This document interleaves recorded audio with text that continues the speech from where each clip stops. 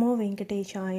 ఈరోజు నేను మీకు సప్త శనివారాల వ్రతంలో ఆషాఢ మాసం, శ్రావణ మాసంలో ఎప్పుడు స్టార్ట్ చేయాలి అనేది ఇన్ఫర్మేషన్ అయితే ఇద్దామని ఈ వీడియో అయితే తీశాను. ఆషాఢ మాసంలో, శ్రావణ మాసంలో మనం తిథులు కూడా చూసుకుని ఈ పూజ అనేది స్టార్ట్ చేయాలండి. ఎప్పుడు పడితే అప్పుడు అయితే స్టార్ట్ చేయకూడదు. కొంతమంది తదియా వచ్చింది, పాడ్యం వచ్చింది, చెయ్యొచ్చా అని అడుగుతున్నారండి. అలా చేయకూడదండి. ఇది గనక మనము సప్త శనివారాల వ్రతం స్టార్ట్ చేయాలి అంటే ఫస్ట్ మనకి దశమి అన్నా, ఏకాదశి అయినా, త్రయోదశి అయినా, మసశివరాత్రి అయినా అయ్యుండాలండి. ఇది మాత్రం కంపల్సరీగా గుర్తుపెట్టుకోండి. ఈ ఆషాఢ మాసంలో స్టార్ట్ చేయాలి అనుకుంటున్న వాళ్ళు రేపు 25వ తారీఖు ఏకాదశి వచ్చిందండి, శనివారం రోజు. ఆ రోజు స్టార్ట్ చేయవచ్చు. లేకపోతే ఇదే ఆషాఢ మాసంలో ఆగస్టు 8వ తారీఖు దశమి వచ్చింది శనివారం, ఆ రోజు కూడా స్టార్ట్ చేయొచ్చండి. లేదు అనుకుంటే మీరు చక్కగా మనకి శ్రావణ మాసం వస్తుంది కాబట్టి ఆగస్టులో 22వ తారీఖు దశమి వచ్చింది, అది కూడా చాలా మంచి రోజు అండి. సో ఆ రోజు కూడా మనం స్టార్ట్ చేయొచ్చు. కాబట్టి మీరు తిథులు చూసుకుంటూ ఈ శనివారం రోజు మాత్రమే ఈ వ్రతం అనేది స్టార్ట్ చేయాలి. మంచి రోజు కదా అని చెప్పి విడిగా ఏ వారాల్లోనూ స్టార్ట్ చేయకూడదండి. ఇది మాత్రం గుర్తుపెట్టుకోండి. ప్రసాదాలు విషయాల్లో కూడా చాలామంది డౌట్స్ అడుగుతున్నారండి. 7 రకాల ప్రసాదాలు పెట్టాలా కంపల్సరీగా, లేకపోతే 7 రకాల పండ్లు పెట్టాలా అని చెప్పి. అసలు అలా ఏమీ లేదండి. మనము ఆ కథ కూడా చదువుకుంటే ఆ కథలో కూడా ఉంటుందండి. సిమిరుండలు అంటే నువ్వులుండలు మాత్రమే మనం పెట్టాలన్నమాట. 7 నువ్వులుండలు పెట్టాలండి. అంతేకాకుండా మీరు మీ స్థాయికి తగ్గట్టు స్వామివారికి ప్రసాదాలు చేసుకోవాలి, టైం ఉంది అంటే చక్కగా చేసుకుని పెట్టుకోవచ్చండి. ఎటువంటి ఇబ్బంది లేదు. వీటిల్లో కూడా లెక్క అనేది అయితే లేదండి. అది మాత్రం గుర్తుపెట్టుకోండి. అండ్ మనము ఇక్కడ నల్ల ద్రాక్ష కూడా కంపల్సరీగా పెట్టుకోవాలండి. అంతే, ఇదొక్కటి గుర్తుపెట్టుకోండి సరిపోతుంది. ఇంకా ప్రసాదాల విషయాల్లో మీరు ఎక్కువ ఆలోచించి వాళ్ళు అవి పెడుతున్నారు కదా మనము ఇలానే పెడదాము అని మాత్రం టెన్షన్ అనేది తీసుకోకండి. నెక్స్ట్ మనకి చాలామంది ముడుపుని మేము మొదటి వారం కట్టలేదండి, రెండో వారం కట్టొచ్చా అని అడుగుతున్నారు. లేదండి, అలా అస్సలు కట్టకూడదు. ఎప్పుడైతే పూజ మనం స్టార్ట్ చేస్తామో ఫస్ట్ వీక్, ఆ వీక్లోనే మనం ముడుపు అనేది కట్టాలి. ముడుపు కట్టకపోయినా మీరు మనస్ఫూర్తిగా దేవుడికి దండం పెట్టుకుని మొక్కుకున్నారు కాబట్టి ఆ వెంకటేశ్వర స్వామి తప్పకుండా మీ కోరిక అనేది నెరవేరుస్తారండి. నాకు నమ్మకం ఉంది. నమ్మకంతో ఏ పని చేసినా ఖచ్చితంగా జరుగుతుందండి. కానీ మనం కోరుకునే కోరిక కూడా సరైనది అయి ఉండాలి.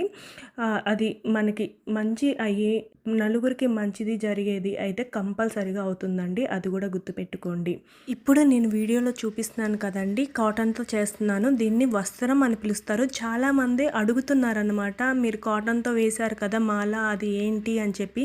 మనము ఇక్కడ నేనైతే విగ్రహానికి కానీ పటానికి కానీ నేను వస్త్రాలు వేయలేను కాబట్టి ఇలా మనం కాటన్తో మనం ఇంట్లోనే చక్కగా వస్త్రం అనేది తయారు చేసుకుని దేవుడికి మనకి వస్త్రాలు ఎలా పెడతామో అట్లా మనస్ఫూర్తిగా అనుకుని మనము దీన్ని వేస్తే కనుక వస్త్రాలు మనం దేవుళ్ళకి పెట్టినట్టు అనమాట అర్థము.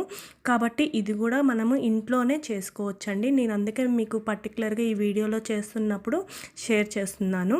ఇంకా కొంతమంది అడుగుతున్నారండి, మనము కలశం మీద పెట్టిన జాకెట్ ముక్కలు ఏం చేయాలక్క అని చెప్పి. ఒకటి మీరు కుట్టించుకోవచ్చు, లేకపోతే 7వ శనివారం మీరు పూజ చేసుకున్నప్పుడు వాటిని ముత్తైదులకు కూడా పెట్టొచ్చండి, చాలా మంచిది.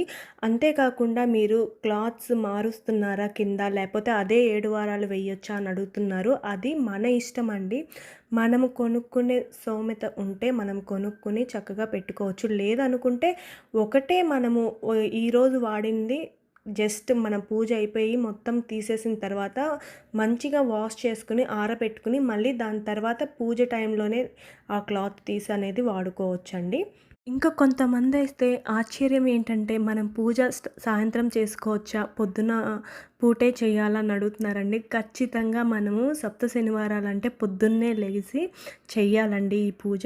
అండ్ సాయంత్రం దీపారాధన కూడా కంపల్సరీగా చేయాలండి. మీరు దగ్గర సాయంత్రం 5 దగ్గర నుంచి 6:30 లోపు మంచిగా ఈవినింగ్ టైంలో కూడా దీపారాధన చేసుకోవచ్చు.